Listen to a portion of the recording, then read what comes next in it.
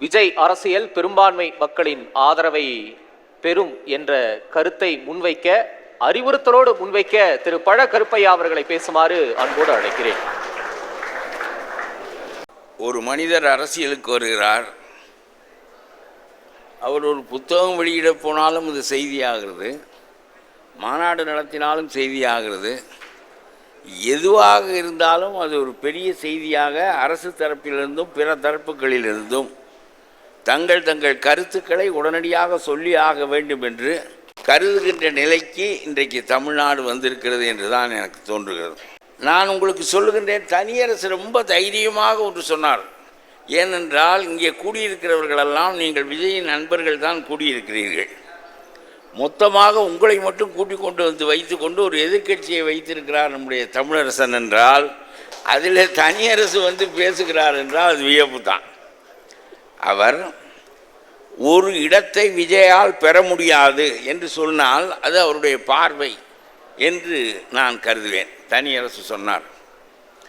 பெற முடியாது என்று சொன்னதோடு அவர் நிறுத்தவில்லை.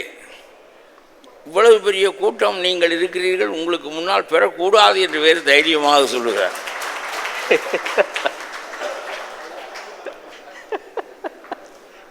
ஏன் பெறக்கூடாது என்பதற்கான பெரிய விவாதத்தை அவர் வைத்தார் என்று சொல்ல முடியாவிட்டாலும் கூட,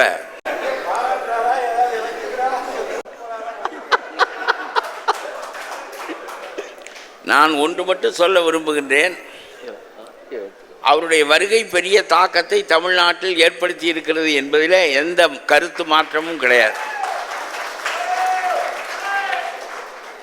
நான் உங்களுக்கு முதலில் ஒரு வேண்டுகோள், நான் சிறப்பாக பேசினாலும் கைதட்டாதீர்கள், மோசமாக பேசினாலும் கைதட்டாதீர்கள், கேட்டுக்கொண்டிருக்கேன். என்னுடைய சிந்தனை அருந்து விடுகிறது. அதனாலே நான் சொல்லுகின்றேன், அவர் வந்திருப்பது என்பது பெரிய தாக்கத்தை ஏற்படுத்தி இருக்கிறது.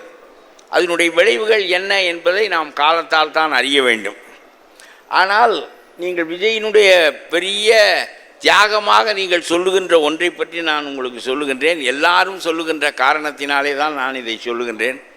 150 கோடி 200 கோடி சம்பளம் வாங்குகின்ற ஒரு நடிகர் அந்த துறையை விட்டுவிட்டு, அவ்வளவு பெரிய பணத்தை விட்டுவிட்டு அரசியலுக்கு வருகிறார் என்றால் அது பெரிய தியாகம் இல்லையா என்று சொல்லுகிறார்கள்.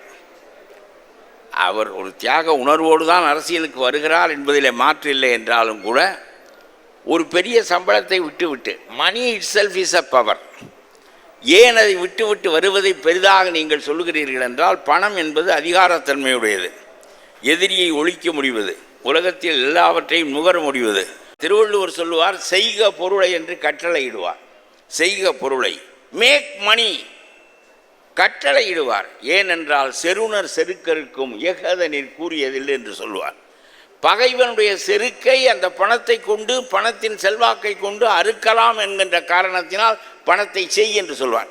ஆகவே money itself is a power. ஆனால் நான் சொல்கிறேன், இவ்வளவு பெரிய பவரை, இவ்வளவு பெரிய அதிகாரத்தை, இவ்வளவு பெருஞ்செல்வத்தை விட்டு வருவது என்பது பெரும் தியாகம் இல்லையா என்று கேட்டால், இதைவிட பெரிய அதிகாரத்திற்கு போவதற்காகத்தானே வருகிறோம். பணம் என்பது ஒரு அதிகாரம், அதைவிட பெரிய அதிகாரத்திற்கு போகிறோம். பணத்தையும் ஆளலாம், மனிதர்களையும் ஆளலாம். நாம் சொன்னதெல்லாம் உலகத்தில் நடக்கும். நாம் வெளியே புறப்பட்டால் பாதைகளெல்லாம், சாலைகளெல்லாம் ஒழுங்குபடுத்தப்படும், நிறுத்தப்படும். ஐயோ, இருக்கிற ஐஏஎஸ் அதிகாரி படித்தவனெல்லாம் நமக்கு சல்யூட் அடித்து கொண்டு நிற்பான். இதைவிட பெரிய அதிகாரத்திற்குத்தான் போகிறோம். ஆகவே பணத்தை நாங்கள் விட்டுவிட்டோம், எவ்வளோ பெரிய தியாகம் தெரியுமா என்று சொல்ல வேண்டாம். பணத்தை விட்டுவிட்டு பெரிய அதிகாரத்தை பிடிப்பதற்காக போவது உங்களுடைய சொந்த நலனுக்காக இல்லை, அது மக்களின் நலனுக்காக என்று சொல்லப்படுகின்ற போது அது பெருமைக்குரியது. ஆகவே நான் ஒன்று சொல்ல விரும்புகிறேன். இங்கே உட்கார்ந்துருக்கணும்னு நினைக்கிறேன். நீங்க இங்கே உட்கார்ந்துருக்கணும்னு நினைக்கிறேன். ஆகவே விஜய் அரசியலுக்கு வர வேண்டும் என்று வெகு காலத்திற்கு முன்னாலே விரும்பினார். 4-5 ஆண்டுகளுக்கு முன்பெல்லாம் அவரை பல முறை சந்திக்கின்ற வாய்ப்பை பெற்றிருந்தேன். அப்பொழுதெல்லாம் இந்த கருத்து அவருக்கு இருந்தது என்பது எனக்கு தெரியும். அவர் 4-5 ஆண்டுகளுக்கு முன்னால் ஒரு முறை என்னோடு பேசி கொண்டிருக்கிற போது சொன்னார், நிறைய பணம் சம்பாதித்து விட்டேன், அதே புகழ், அதே பெருமை, அதே பணம், அதே வாழ்க்கை என்று எனக்கு சலித்து போய்விட்டது. மறுபடியும் இன்னொரு படம், இன்னொரு கதாநாயகன், இன்னும் 10 பேரை அடிப்பது, இன்னும் அது வெற்றி பெறுவது, மீண்டும் பணம் வருவது, மீண்டும் 10 சொத்து வாங்குவது என்று இது சலித்து போய்விட்டது. ஏதாவது நாம் செய்ய வேண்டும் இந்த மக்களுக்கு என்று நான் எண்ணுகிறேன். எப்படி இருக்கும் என்று நீங்கள் கருதுகிறீர்கள் என்று கேட்டார். அது மிகச்சிறந்த சிந்தனை. 4 ஆண்டுகளுக்கு முன்னால் என்று நான் நினைக்கின்றேன். மிகச்சிறந்த சிந்தனை. இப்படிப்பட்ட எண்ணம் எம்ஜிஆருக்கு வந்தது. அது மிக சிறப்பாக மக்களுக்கு அமைந்தது. அதுபோல நீங்களும் செய்ய முடியுமானால் வாழ்க்கை ஒரு கட்டத்திலிருந்து சினிமாவில் வருகின்ற புகழ், உங்களுக்கு ஒன்று சொல்லுகின்றேன், it will be replaced by somebody. ஆகவே அது சரியான புகழ் என்று சொல்ல முடியாது. வைஜெயந்திமாலா புகழை பத்மினி புகழ் அளிக்கும். பத்மினி புகழை சரோஜாதேவி அளிப்பாள். சரோஜாதேவி புகழை இன்னொருத்தி அளிப்பாள். கடைசியாக நயன்தாரா எல்லாவற்றையும் அழித்து விடுவாள். அப்புறம் நயன்தாரா புகழை இன்னொருத்தி அளிப்பாள். இப்படி ஒரு புகழ் இன்னொரு புகழால் அளிக்கப்படுமானால் அது புகழ் இல்லை. ஆகவே விஜய் எவ்வளவு பெரிய இடத்தை அடைந்திருந்தாலும் இந்த புகழ் இன்னொருவரால் அப்புறப்படுத்தப்படுகின்ற புகழ்தான் என்கின்ற காரணத்தினால் மக்களுக்கு செய்கின்ற தொண்டின் மூலம் அவர் அடைய போகின்ற புகழ் நிலைத்த புகழாக, வரலாற்று புகழாக இருக்கும். ஆகவே அவர் அதற்கு என்ன நிலைப்பாடு எடுத்திருக்கின்றார். நம்முடைய IAS அதிகாரி உங்களுக்கு பயந்து விட்டார். அதனால்தான் பாட்டாக சொல்லி முடித்து விட்டார். எதற்கு எதிராக எதையாவது சொல்லி இவர்கள் விவகாரமாக ஆக்கி விடுவார்கள் என்று உங்களுக்கு பயந்து அவர் பாட்டாக சொல்லி முடித்து விட்டார். பகவத்கீதையை பற்றி மட்டும் அவர் சொன்னார். அது கூட அவருக்கு யோசனை சொல்லுகிறவர்கள் தகுதியானவர்களாக இருந்திருந்தால் பகவத்கீதையை கொடுத்துருக்க மாட்டார். கான்ஸ்டியூஷனை கொடு, அரசியல் சட்டம், குரானை கொடு, பைபிளை கொடு, அதுபோல் திருக்குறளையே கொடுத்துருக்கலாமே. அதை விட்டு இந்த பகவத்கீதையை கொடுத்து, பகவத்கீதை நமக்குரியதும் இல்லை, அது சமஸ்கிருதத்தில் உள்ளது, அது ஜாதி வாரியான அமைப்பை போற்றக்கூடியது.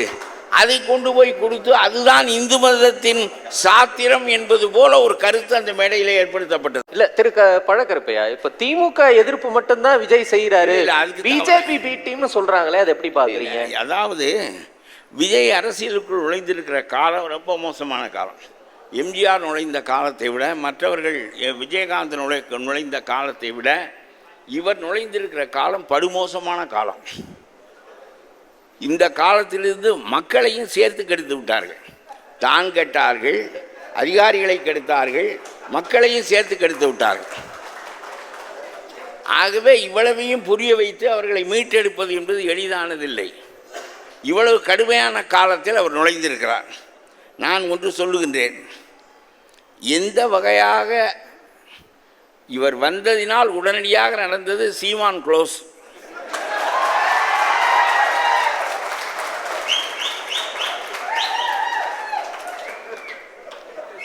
அவர் ஒரு விளங்காத அரசியலை பேசிக்கொண்டு தெரிந்தார்.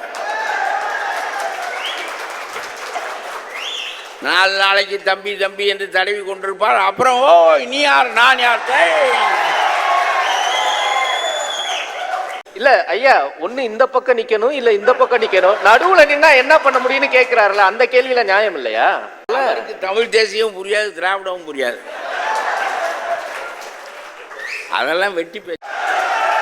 மனோன்மணிய சுந்தரம் பிள்ளை என்ற ஒரு மனிதன் பிறந்திருக்கவில்லை என்றால் இந்த தமிழ் மண் ஒரு மகிமையும் அடைந்திருக்காது. நான் சொல்லுகிறேன், தமிழ் பெற்ற மக்களை எல்லாம் கன்னடம், மலையாளம், தெலுங்கு, நம்ம என்ன மலடியா தமிழ்?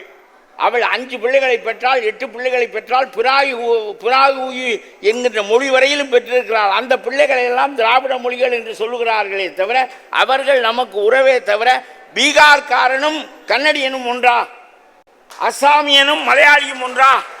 இவன் நம்முடைய தாய் வயிற்று பிள்ளைகள், நம்மோடு சேர்ந்திருக்கட்டும் சேராமல் இருக்கட்டும், தண்ணீர் தரட்டும் தராமல் போகட்டும், அது வேறு. ஆனால் அவன் நம்முடைய தமிழ் தாய் பெற்ற மக்கள். ஆகவே அவனை திராவிடன் என்று சொல்லாமல் வேறு எப்படி சொல்வது? இந்த அறிவு உனக்கு இல்லாமல் நீ ஒரு கட்சி நடத்தி 8% ஓட்டு வாங்கி இருக்கிறாய் என்றால் இடையிலேயே ஓட்டு போட்ட மக்களுக்கு யோசனை சொல்ல வேண்டியதாக இருக்கு. ரொம்ப படுமோசமாக இருக்கிறது. அதாவது நாட்டிலே அறிவே தேவையில்லை ஒரு கட்சி நடத்துவதற்கு என்று ஒரு கட்டம் தமிழ்நாட்டில் வந்து விட்டதனுடைய அடையாளம் தான் சீமானுடைய எழுச்சி. சரி, ஒரு நல்ல காரியம் ஒரு வந்த உடனே நடந்து விட்டது, சீமான் க்ளோஸ் ஆகிவிட்டார், எல்லாம் அத்துக்கொண்டு போகிறார்கள்.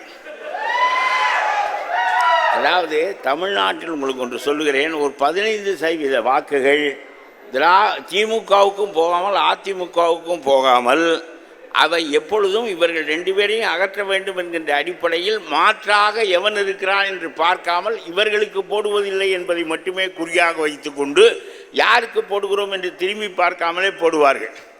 அப்படி விஜயகாந்துக்கு 12% வாக்குகள் ஒரு குறிப்பிட்ட காலகட்டத்தில் பெரிய அளவுக்கு கிடைத்தது. ஆனால் விஜயகாந்த் அரசியலை கூர்மையாகவும் நடத்தினார். அப்புறம் விஜயகாந்த் போன பிறகு அந்த வாக்குகளுக்கு அவர்கள் எப்பொழுதும் அவனுக்கு போடுவதில்லை, நீங்கள் என்றாலும் சரி இவர் என்றாலும் சரி யாருக்கும் போட்டு விடுவார்கள். அப்படிப்பட்ட நிலையில் கொஞ்சம் சீமானுக்கு வந்து சேர்ந்தது. விஜய் நடித்து சம்பாதிக்க வேண்டும், அவருக்கு அரசியல் நடத்தியே சம்பாதிப்பதற்கு வசதி இருந்தது. அவருடைய பிள்ளைகளெல்லாம் இன்டர்நேஷ்னல் ஸ்கூலில் படிக்கிறார்கள் என்று சொல்கிறார்கள். அது ஒரு பக்கம் இருக்கட்டும். அவருக்கு பிறகு இவர் உள்ளே நுழைந்த உடனே அந்த வாக்கு பொழுது உங்களுக்கு முதல்ல டிபாசிட் ஆயிடுச்சு. இதுக்கு மேலே உள்ள வாக்குகளை பெறுவதற்கு அதெல்லாம் க்ளோஸ். இதற்கு மேலே உள்ள வாக்குகளை பெறுவதற்கு என்ன செய்ய வேண்டும் என்பதுதான் உங்களுடைய சிந்தனையாக இருக்க வேண்டிய கட்டத்தில் இருக்கிறது.